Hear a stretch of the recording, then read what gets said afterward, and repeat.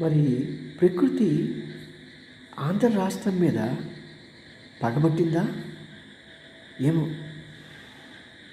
నాకు అలానే అనిపిస్తున్నది. ఎందుకంటే మరి వచ్చిన ఈ చిన్న తుఫానే మన విజయవాడ పట్టణాన్ని అతలాకుతలం చేసింది. ఇది కాకుండా మరో తుఫాను వస్తున్నారట.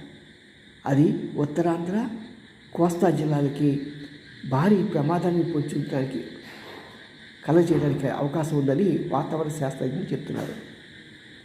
మరి దెబ్బ మీద దెబ్బ రాష్ట్రానికి తగిలితే దీంతో పాటు సామాన్య మానవుడు, పేదవాళ్ళు, రైతులు ఎంత ఇబ్బంది పడతారు. ప్రభుత్వం కూడా ఎంతవరకు సాయం చేయగలుగుతుంది ఏమో. ఈ రెండో తుఫాను చూసేప్పటికీ చాలా భయం వేస్తున్నది. దేవుడు మన అందరినీ